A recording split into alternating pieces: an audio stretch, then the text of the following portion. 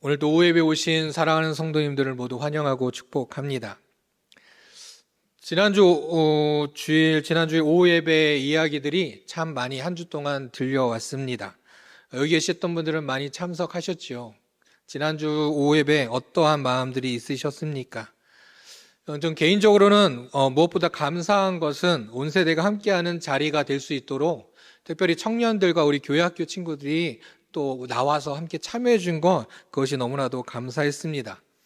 또 하나가 있다면 예전과 다르게 그 조그만 아이들이 뭘 안다고 하면서도 자신들의 의견을 내세우면서 이야기하면서 주장하면서 적극적으로 참여하는 모습을 볼 수 있어서 참 신기하기도 하고 참 놀랍기도 하면서 정말 다른 세대구나라는 생각을 했습니다.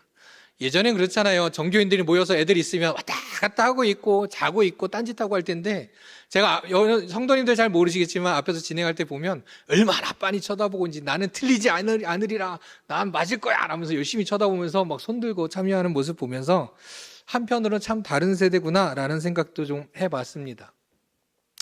세대통합선교부에서 지난주에 그 시간들을 기획을 하면서 저한테 그 시간을 잘 부탁한다라고 이야기는 한 달 전쯤에 했습니다. 그래서 열심히 준비했거든요. 그러면서 2주 전쯤에 모여갖고 회의를 하는데, 처음에 제가 생각한 거와는 전혀 다른 목적을 가지고 있어서 참 당황스러웠습니다. 오예배 때 이렇게 어르신들과 함께 모여서 처음에는 이게 마음에 맞는 사람들, 그냥 신청한 사람들 몇 명 모여서 같이 교제하는 줄 알았거든요. 그럼 앉아서 같이 보드게임 하듯이 편하게 하면 되겠구나라고 했더니 오예배 오신 분들과 함께 하라는 겁니다. 그리고 목적이 분명히 있었던 거예요. 그래서 갑자기 어떻게 해야 되나, 또한 즐겁게 노는 시간이 아니라 뭔가 의미 있는 시간이 됐으면 좋겠다라고 말을 하는데 참 고민이 되었었습니다.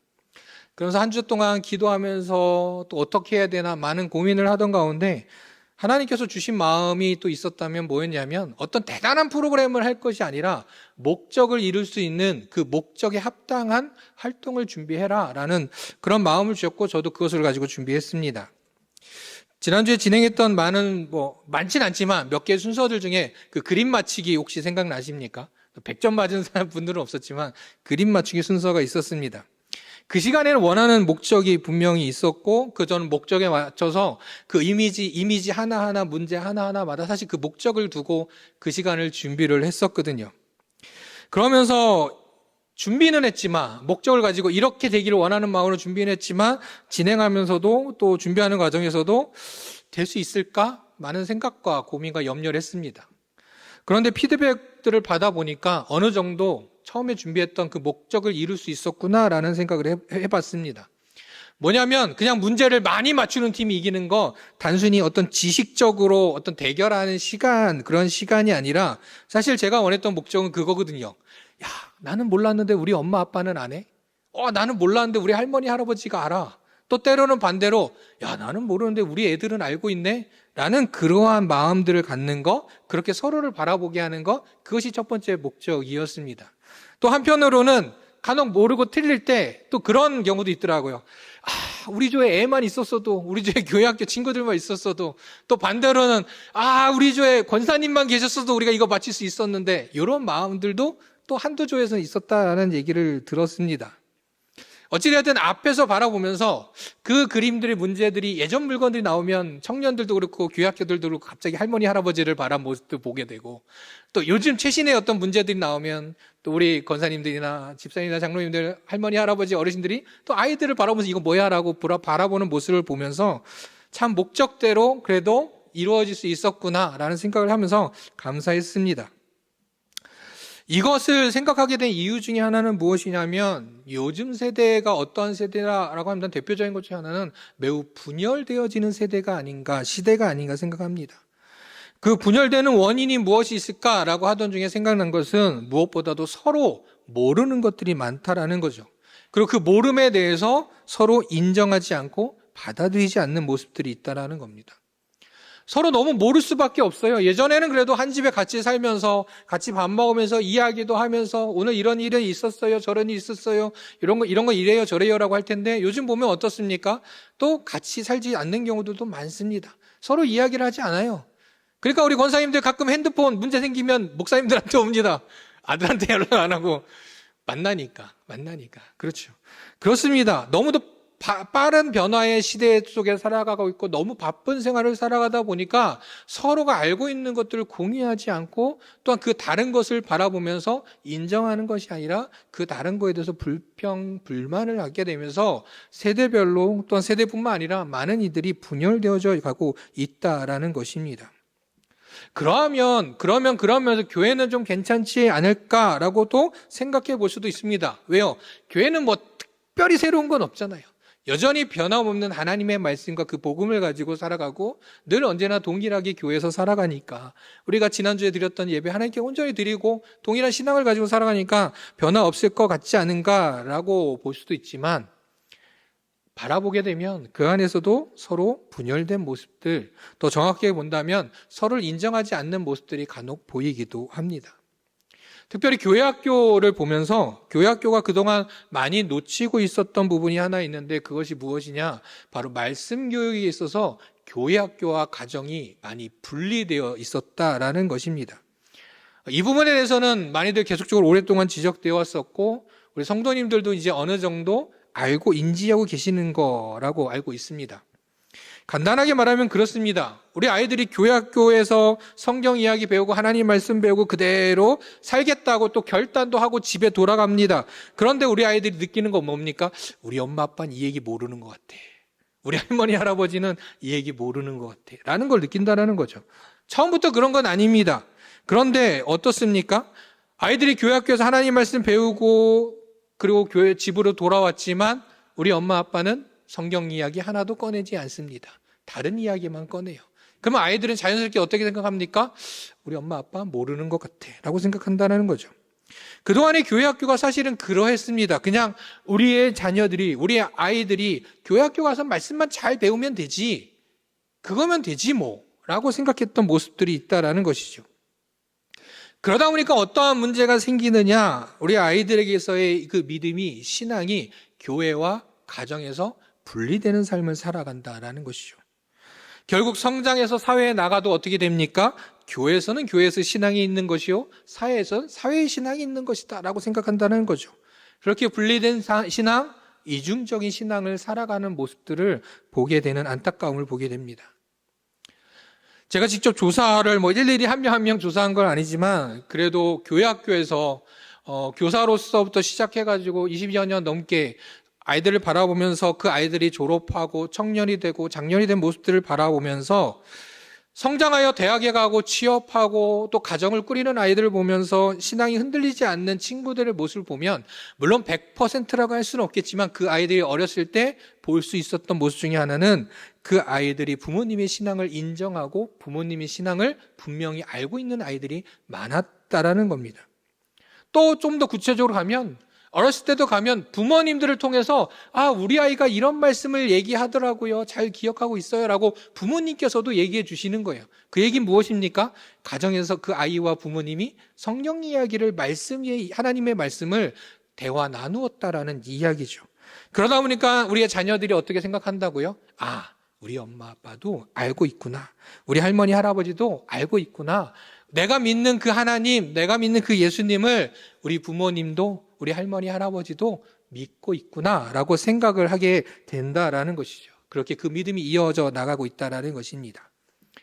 오늘은 어린이 주일입니다. 내일은 어린이날이고 또 대체휴일로 화요일까지 쉽니다. 기나긴 연휴 속에서 더불어 또한 5월의 가정의 달이라고 해서 가족끼리 참 많이 만나고 함께하는 시간을 갖죠. 이럴 때 물론 우리 아이들이 좋아하는 선물, 또 받고 싶어하는 선물, 또한 때로는 함께 놀아주는 시간들도 참 좋지만 오늘 말씀을 나누면서 우리 성도님들에게 한번 권면하고 싶은 건 어떤 것이라도, 어떠한 한 가지라도 성경 이야기를 우리 자녀들에게 들려줄 수 있는 그런 시간을 가지면 어떨까? 아니, 꼭 그러한 시간을 적어도 5월 안에, 5월 안에는 한 번 정도는 적어도 우리 아이들과 앉아서, 자녀들과 앉아서 성경 이야기 무엇이든지 전달해주면 어떨까라는 생각을 해보게 됩니다. 그래서 우리 사랑하는 대형교회 성도님들 가정 안에서는 우리 부모님, 우리 조부모님, 우리의 가정들 모두가 다 하나님의 말씀에서 서로 나눌 수 있는 그런 믿음의 가정의 모습들로 갖춰지게 되면서 우리 사랑하는 아이들의 믿음이 그로 인하여 더욱더 굳건해져가는 모습들이 바로 우리 성도님들의 가정 가운데서 온전히 세워져 가기를 다시금 주님의 이름으로 축복합니다. 그런 의미에서 오늘은 너무도 쉬운 이야기고 잘 알고 있는, 익히 알고 있는 기드온의 이야기를 함께 되새겨 보면서 이야기를 한번 전달해 주시면 어떨까, 나눠보시면 어떨까라는 생각을 해봤습니다. 굳이 이 시간에 한 번 더, 나도 이 이야기는 잘 알고 있는데 라고 하지만 한 번 더 이야기 나눠보는 건 사실은 말씀을 알고 있지만 시간이 지나다 보면 어떻게 되느냐, 내 안에서 마음대로 해석이 되어지기도 하거든요. 생각지도 못했던 이야기를 짬뽕하시는 경우들도 간혹 있습니다. 가끔 다른 이야기하고 합쳐서 이야기하기도 하는 것이 있어서 오늘은 띄엄띄엄 보는 것이 아니라 하나님의 말씀 온전히 다시금 정리해보고 기억하면서 우리 아이들에게 이 이야기를 잘 전하여서 그 속에 담긴 하나님의 말씀을, 하나님의 뜻을 우리 아이들도 분명히 알 수 있도록 했으면 좋겠습니다. 물론 우리 아이들에게 성경 이야기 해주는 거 쉽지 않죠. 요즘 앉아서 동화 하나 읽어주는 것도 쉬운 일은 아닙니다. 왜요? 평범한 얘기도 잘 들어주지 않잖아요. 그렇지만 어쨌든 한번 해봤으면 좋겠습니다. 아주 어린아이들은 그래도 좀 할 수 있겠죠. 좀 장성한 친구들이라 할지라도 한 번쯤 그러한 기회를 만들어서 우리 아이들과 함께 하나님의 말씀을 나눠주고 이야기하고, 또 때로는 자녀가 아니라 할지라도 우리의 전도 대상자들, 또 내가 사랑하는 이들 한번 그들과 함께 이야기 나누면서 무슨 드라마 이야기, 영화 이야기, 요즘 폭삭 속가수다 이런 거 말고 또 요즘 하는 드라마, 영화 이야기, 세상 이야기도 할 게 많겠지만 그 안에서도 성경 이야기도 한번 들려주면 얼마나 좋을까 생각해 봤습니다. 왜 이런 이야기를 하느냐? 성경은요, 그냥 하나님이 어떤 분이라고 쓰여져 있는 그런 하나님이 어떤 분인지 기록물로 남기기 위해서 만든 책이 아니기 때문이죠. 성경이 쓰여진 것은, 성경을 쓰신 분들의 이야기를 보게 되면 성경은요, 가르치고 전하기 위해서 쓰여진 것입니다. 그냥 내가 믿는 하나님을 나만 알고 싶어서 그냥 기록해 놓는 그것을 그치기 위해서 만들어진 책이 결코 아니라는 것이죠. 그렇게 우리의 성경책을 그냥 옛날 이야기로 그냥 멈춰져 있는, 그냥 기록물로 남겨져 있는 그냥 역사책으로만 멈춰지는 것이 아니라 우리 사랑하는 성도님을 통하여서 우리 믿음의 가정 가운데서 그 하나님의 말씀이 흘러가서 전하는 데 있어서 늘 힘쓰는 우리 성도님들, 그래서 그 가정 가운데 하나님의 은혜가 넘쳐나는, 하나님의 말씀이 가득가득 넘쳐나는 모든 우리 가정들이 다 되시기를 간절히 소망합니다. 오늘 기드온의 이야기를 한번 해보겠습니다. 오늘의 이야기는 사사 기드온의 이야기죠. 그가 행한 많은 일들이 앞에 6장, 7장, 8장으로 이어지는데 그 중에서도 바로 큰 이야기, 미디안 연합군과의 전쟁 이야기가 담겨져 있습니다. 근데 이 이야기를 전할 때 우리가 물론 대충 다 알고 있는데 꼭 기억하고 말해줘야 될 단어들이 몇 가지 있습니다. 이런 단어들인데요. 먼저 기드온의 이야기니까 기드온. 기드온이 함께 대적했던 사람들은 누구요? 미디안입니다. 하면 한번 해주시면 네. 이은하 선생님 계세요. 그 3초 느린 거 이해해 주세요. 지난주에 늦었다고 엄청 혼나셨대요. 기드온 이야기입니다. 기드온과 대적하였던 사람은 미디안. 그리고요, 숫자가 나옵니다. 32,000, 만명, 300명. 32,000명, 만명, 300명이 나옵니다. 그 다음에 왼손에 횃불, 항아리, 오른손에 나팔. 이 단어들만큼은 기억하고 가셔야 됩니다. 그냥 이야기할 때, 기드온이 어떤 나라하고 싸웠는데, 많이 모였는데, 300명만 남았어. 이렇게만 얘기하지 마시고, 그렇죠? 처음에 몇 명이요? 32,000명. 이런 식으로 해서 단어들을 기억해 보시기 바랍니다. 자, 배경은 이렇습니다. 6장 1절에 나오는데요. 이스라엘이 하나님 앞에서 악을 행하였습니다. 그렇게 하나님께서 그들에게 이 미디안을 통하여서, 그 미디안의 손을 통하여서 이스라엘을 그들에게 미디안의 손에 넘겨주십니다. 그래서 미디안이 이스라엘을 괴롭히기 시작했어요. 그래서 이스라엘 백성들은 미디안이 쳐들어오면, 침범해 오면 바로 도망갑니다. 산으로, 그 다음에 어디 굴로 숨어듭니다. 그러면 또한 그렇게 있다가도 또 곡식이 어느 정도 익어갈 때가 되면 빨리 추수하고 끝내야 될 때, 그때 되면 또 옵니다. 다 뺏어갑니다. 먹을 것 다 뺏어갑니다. 가진 것이 너무, 가졌던 모든 것 다 빼앗겨지는 너무 힘들고 어려운 생활을 7년 동안 하게 됩니다. 그래서 이 어려움 속에서 결국 하나님을 외면하고 범죄했던 이스라엘 백성들이 하나님 앞에 또 다시 부르짖습니다. 하나님, 저희들의 기도를 들으시고 저희를 도와주시옵소서. 그들의 부르짖음을 들으시고 하나님께서 한 사람을 세우는데 그 사람이 누굽니까? 오늘은 기드온이라는 사람입니다. 오늘 우리가 7장과 반전 6장은 바로 그 기드온을 세우시기까지의 그런 이야기들이 나눠지고 오늘 7장에서부터 바로 본격적인 전쟁의 이야기가 시작이 됩니다. 너무 힘들고 어려운 이 상황에서 구해주시려는 하나님의 뜻을 알고 기드온을 중심으로 해서 사람들이 모였습니다. 물론 눈앞에는 미디안과 또 연합의 아말렉의 사람들이 정말 말씀대로 메뚜기와 같이 많은 수의 사람들, 해변의 모래와 같이 준비되어 있는 그 수많은 사람들이 또 모여있고 이스라엘을 괴롭히기 위하여 침공하기 위하여 준비하고 있습니다. 그렇지만 기드온과 이스라엘 백성들은 하나님께서 도우시리라 믿고 모였습니다. 몇 명입니까? 32,000명입니다. 32,000명입니다. 그러나 무슨 이유인지 모르겠는데 하나님께서 이를 보시고 사람이 너무 많다라고 말씀하십니다. 이때 이 대적하고 있는 미디안과 연합군의 수가 몇 명인가? 뒤에 보면 그 수를 보니까 13만 5천 명 정도가 약 된다고 합니다. 아니 13만 5천 명 앞에서 3만 2천 명 어떻게라도 해볼 수 있는 수 아닐까라고 하지만 하나님께서는 뭐라고 말씀하신다고요? 많다 이야기하십니다. 이 수와 비교해도 사실은 너무도 부족한데 말입니다. 어찌됐든 하나님께서 이 가운데 이렇게 모여있는 자들 중에 두려움에 떨고 있는 자들은 돌아가게 하십니다. 그도 그럴 것이 이 나라 이 민족을 지키기 위해서 이 어려움 속에서 이겨나가기 위해서 사람들이 모였지만 그곳에 있는 사람들이 다 군인들이었겠습니까? 전쟁에 준비된 자들이었겠습니까? 그렇지도 않을 것입니다. 또한 수를 비교해봐도 저 맞은편과 우리를 볼 때 참 말도 안 된다는 속에서 마음속에 두려움이 있었던 이들도 있었겠죠. 그래서 두려워하는 자가 돌아갑니다. 몇 명이요? 2만 2천 명. 여기서 이제 10,000명 헷갈리실 수 있습니다. 3만 2천 명이 모였고 2만 2천 명이 두렵다고 돌아갑니다. 그리고 몇 명 남게 된 겁니까? 10,000명이 남게 된 것이죠. 3만 2천의 수에서 2만 2천 명이 돌아갔다. 어쨌든 약 3분의 2라는 수가 빠져나갔습니다. 이것을 볼 때 두려움에 떨려서 3분의 2나 나갔다? 모였는데 그 정도 갔다?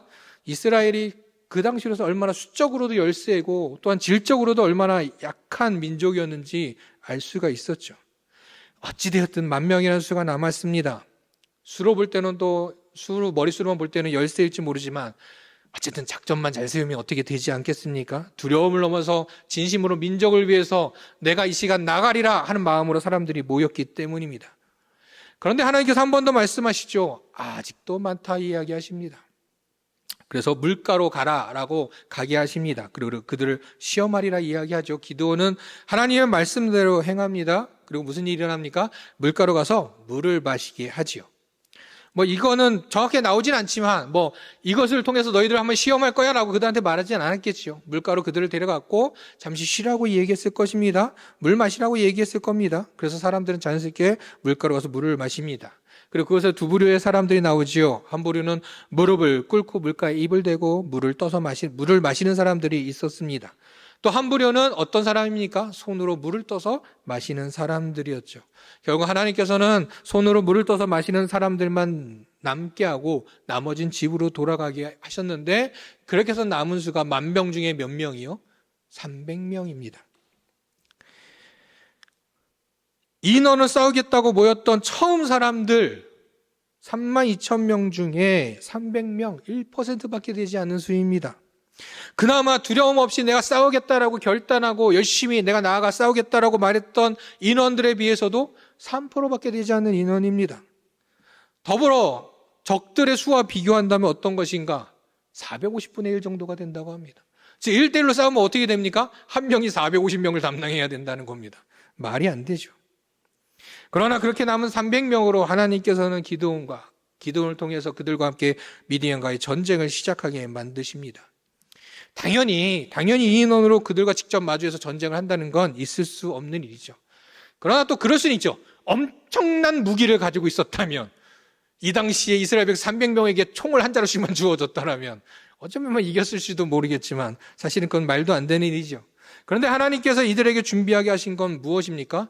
횃불과 항아리, 나팔이었습니다. 그리고 나아갑니다. 오늘 본문 이후에 이제 그 전쟁들이 치루어지게 되지요. 어두운 밤, 정말 아마 깜깜한 아무것도 보이지 않는 우리가 말하면 정말 정말 깜깜한 아마 그런 밤이었을 것 같습니다. 기드온과 300용사들은 일제히 항아리를 깨고 나팔을 불며 미디안 사람들 적진에 들어가 그들을 놀라게 만듭니다. 그들은 이러한 갑작스러운 상황 속에서 심지어 서로를 알아보지 못하고 서로를 죽이기 시작했고 결국에 다들 도망가기 시작합니다. 결국 기드온과 300용사들은 칼 하나 들지 않고 적들을 죽였고, 아니 그들은 알아서 그들끼리 죽고 그들은 도망가게 됐습니다. 그것이 시작이 돼서 그들을 추격하기 시작했고, 또 이 상황을 전해들은 돌아갔었던 이스라엘 백성들, 그리고 남아있었던 이스라엘 백성들이 함께 나와서 미디안을 치게 되면서 그동안 자신들 7년이나 괴롭혔던 이 미디안을 이제는 기드온이 살아있는 40년 동안에 다시는 쳐들어오지 못하게끔 물리치는 일을 이 이후에 보게 됩니다. 그래서 성경은 말하지요. 기드온이 살아있는 40년 동안 이스라엘에 평안이 가득하였다 이야기합니다. 기드온의 전쟁 이야기는 언제나 들어도 참 놀라운 이야기입니다. 그리고 어디선가 소설에 있을 것 같은 그런 이야기도 합니다. 자, 여기까지 이 이야기 어느 정도 알고 계셨고 한 번쯤 우리 아이들에게 전해 주실 수 있으시겠지요. 그럼 오늘은 이 이후의 말씀은 이 이야기를 우리의 자녀들에게 또는 우리의 사랑하는 이들에게 들려주고 나서 그 다음입니다. 그 다음 이 이야기를 들려주고 그래 이랬었어 끝이라고 하시겠습니까? 이야기를 들려주고 우리는 무엇을 가르쳐야 할까? 오늘은 그 말씀을 함께 묵상해 보고자 합니다. 흔히들 이 이야기를 300용사 기드온과 300용사의 이야기를 나누면서 이 이야기를 통해서 이러한 적용들을 하곤 하지요. 역시 하나님은 정말 지혜로운 자야. 정말 말도 안 되는 그런 수의 차이였지만 정말 필요한 사람들만 모으시고 그 사람들 통해서 누구도 상상하지 못했던, 생각하지 못했던 지혜로운 방법으로 행하시는 그 하나님이셔 라면서 가지시곤 한다라는 것입니다. 또한 이러한 상황 속에서도 자신의 생각을 내어놓는 것이 아니라 그냥 하나님의 말씀에 순종하였던 기드온의 이야기를 하면서 우리도 이와 같이 말씀에 순종하는 사람이 되어야 한다라고 이야기하기도 합니다. 맞습니다. 틀리지 않습니다. 틀린 이야기는 아닙니다. 그런데 우리가 이런 이야기를 우리 아이들에게, 우리의 자녀들에게 또 사랑하는 이들에게 들려줄 때 과연 그 이야기만 한다면 정말 삶에 정말 어려운 순간들이 닥쳤을 때 그것이 큰 힘이 되어 갈까요? 그거면 다 되겠습니까? 그것만 전하면, 그 이야기만 하면 충분히 다 전달되어진 것일까요? 사실은 이 기드온의 이야기뿐만 아니라 성경의 모든 이야기들을 보게 되면 그 안에 공통된 가르침이 하나 있습니다.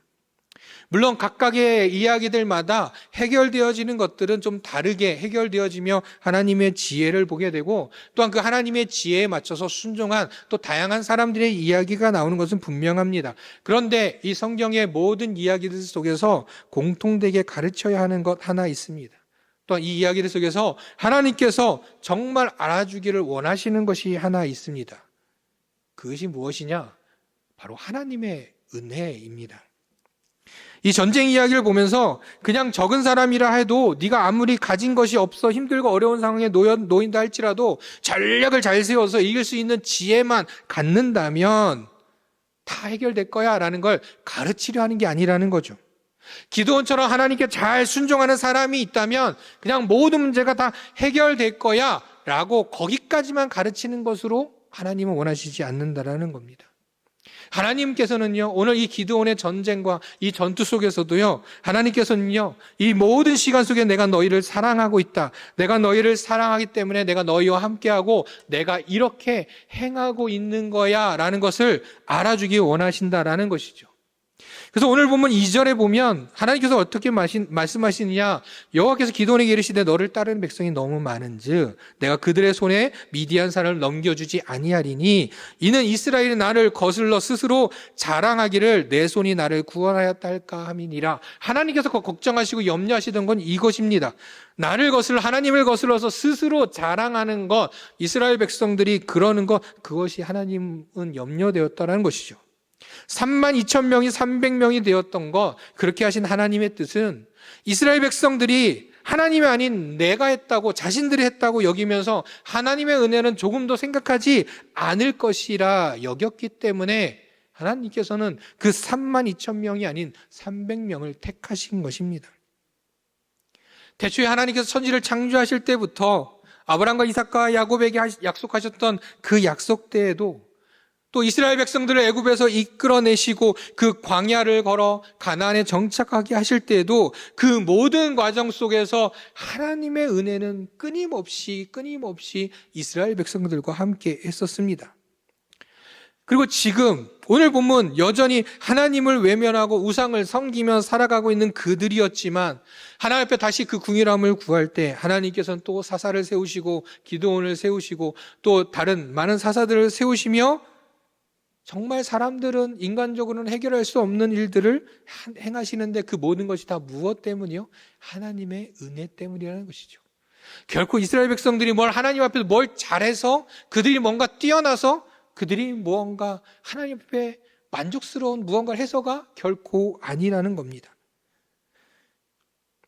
그러나 여전히 하나님의 은혜가 아닌 자신들의 행위와 수고와 자신들의 행적으로 그 은혜는 잊어버린 채 살아가려고 하는 그들, 그렇게 하나님께서는 그들에게 자신의 은혜를, 하나님의 은혜를 알아주기를 원하시는 마음으로 이렇게 하셨다는 것이죠. 복음도 그렇습니다. 우리가 알다시피 복음, 구원은 행위에서 난 것이 아니라 하나님의 선물이다, 하나님의 은혜다 우리는 생각합니다. 그 구원 앞에서 우리는 어떻게 이야기합니까? 예수 믿는 사람은, 예수 그리스도를 믿는 사람은 구원을 얻는다라고 우리는 말을 합니다. 그런데 가끔씩 이 말을 곡해하는 사람들이 생겨납니다. 내가 예수 그리스도를 믿으면 구원받는다고? 그럼 내가 예수 그리스도를 믿는 것, 그 행위로 인하여 구원을 얻는 것이라 착각하는 사람들이 있다라는 것이죠. 그래서 나의 의지, 나의 노력으로 그 믿는다라는 걸 생각한다는 것이죠. 즉 나의 의지와 나의 어떤 행동과 어떤 노력이 결국 구원을 얻게 하는구나라고 착각을 한다는 겁니다. 세상은 갈수록 논리적인 것을 이야기합니다. 합리적인 것을 이야기합니다. 이성적인 것을 이야기합니다. 그것을 높이 평가하면서 이 문장, 이 복음의 메시지, 예수 그리스도를 믿는 사람은 구원을 얻는다라는 말도 그렇게 해석해 간다라는 거죠. 그러니 어떻게 됩니까? 예수 그리스도를 믿는다는 것은 그러면 어떻게 해야 되지? 어떤 행위를 보여줘야 되지? 그냥 말로 저는 예수 그리스도를 믿습니다라고 말하면 되는 걸까? 아니면 진심으로 나는 믿고 있다면 나는 어떤 행동을 보여야 하지? 교회 생활을 열심히 해야 하는 걸까? 또한 그러한 질문 앞에서 결국에 예수를 믿는다는 것, 예수님을 믿는다는 것을 나의 행위요, 나의 노력으로 생각하고 그러면 죽기 전에 믿어도 되는 거 아닌가? 라고 착각한다는 것이죠. 그래서 지금 마음대로 살고 내가 죽기 전쯤 언제쯤 그때 가서 예수님 믿으면 되지 않나? 그것이 나의 노력이니까 내가 하고 싶으면 할 수 있으니까 라고 착각을 하게 된다는 것입니다. 즉 예수님을 믿으면 구원받는다는 말을 말 그대로 인과의 관계로만 여김으로 인해서 아주 중요한 근본을 잊고 살아가게 된다는 것이죠. 그들이 잊고 있는 것, 아니 그렇게 생각하는 사람들이 잊고 있는 것이 무엇입니까? 복음에는, 구원에는 무엇이요? 하나님의 은혜가 있다는 것입니다. 우리가 알다시피 하나님의 은혜로 인하여 구원을 받는 것입니다. 은혜가 없다면, 하나님의 사랑, 하나님의 선물이 아니라면 우리는 구원받을 수 없습니다.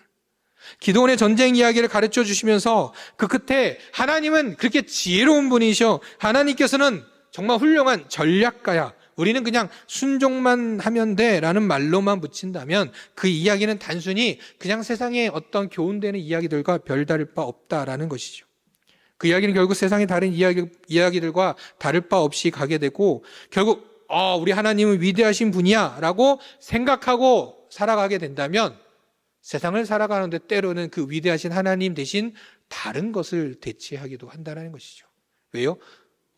이분이 위대한데, 아니 돈이 위대한데, 아니 권력이 위대한데, 그러니 그 자리에 하나님 대신 앉힌다는 것이죠.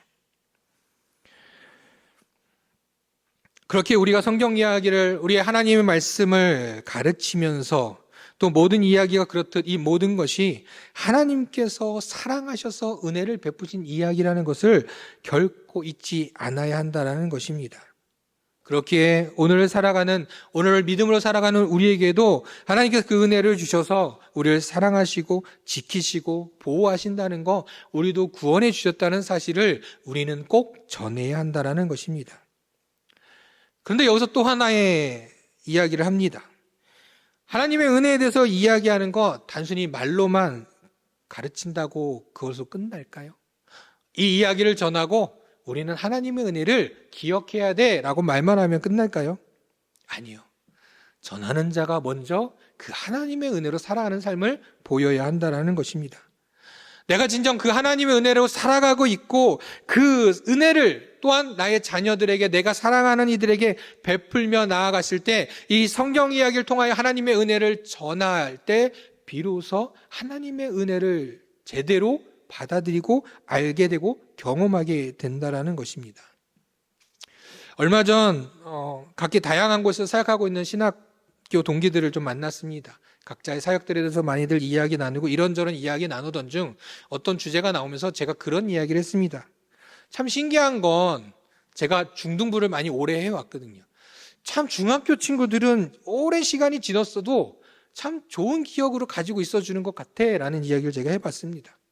중학교 때, 중등부 때, 중학교 1, 2, 3학년 때 그때 아이들이 청년이 되고 장년이 돼서 오랜만에 교회를 뭘 떠난 지 엄청 오래된 아이들이어도 오랜만에 연락하면 너무 감사한 선생님이라고 기억하면서 은혜로운 선생님, 그 중등부 선생님들을 참 잘 기억해 주고, 무엇보다도 중등부 선생님들은 늘 좋은 인상을 그 아이들은 신고 있더라고요.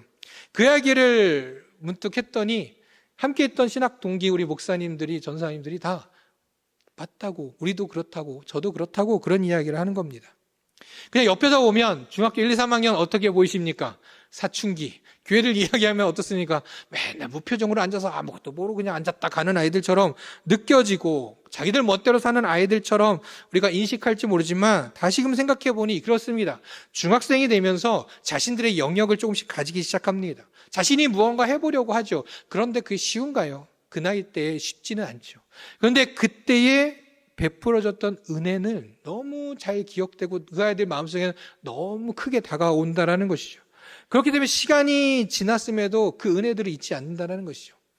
그러니까 좀 아동부 선생님들, 청소년 고등부나 이렇게 만난 선생님들 죄송하지만 아동부 때 떡볶이 사주는 것과 중학교 때 떡볶이 사주는 것과 고등학교 때 떡볶이 사주는 거 세 분 선생님 누가 많이 기억하라면 죄송하지만 중학교 선생님들, 중등부 선생님들을 참 많이 기억합니다.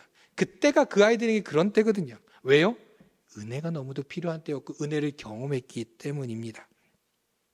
사랑하는 성도 여러분, 어린이 주일 있고 가정의 달, 우리의 사랑하는 가족들에게 무엇을 가르쳐주고 무엇을 전하는 우리가 되겠습니까?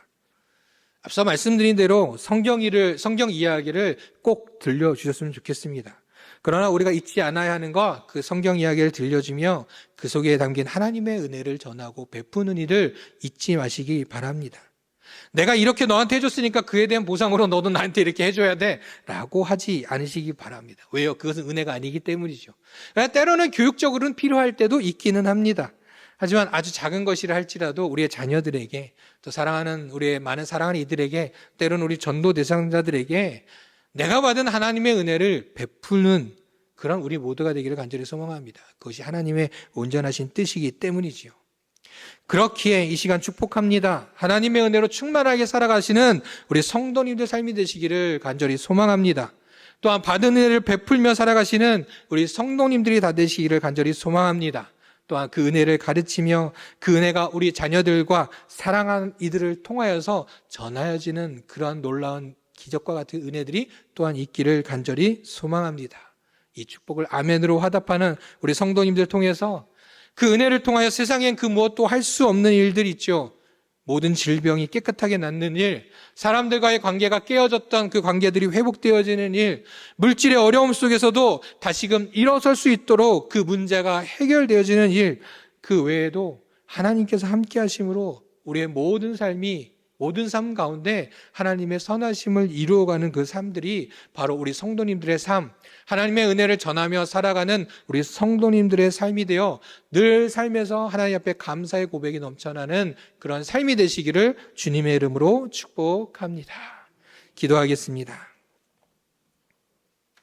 은혜가 풍성하신 하나님, 하나님의 놀라운 은혜를, 놀라운 능력을 찬양합니다. 주님, 저희가 어떤 상황에 놓일지라도 오직 주님만 의지하며 서 있을 때 세상에서는 줄 수 없는 은혜를 저희에게 행하셔서 저희를 일으켜 주시니 늘 감사합니다. 하나님, 어떤 어려움 앞에서도 주님의 은혜에 감사하는 저희들 삶이 되기를 간절히 원합니다. 또한 그 은혜를 베푸는 삶이 전하는 삶이 되기를 간절히 소망합니다. 그로 인해서 하나님의 은혜로 가득한 삶이 되어 기쁨과 감사가 넘쳐난 삶이 되기를, 또한 저희와 저희의 자녀들 그리고 사랑하는 이들의 삶이 되기를 간절히 소원합니다. 그러니 주님, 주님의 은혜와 사랑이 넘치는 우리 믿음의 가정들이 될 수 있도록 인도하여 주시옵소서. 항상 저희와 함께 동행하여 주시옵소서. 참 소망이 되시는 우리 주 예수 그리스도의 이름으로 기도드립니다. 아멘.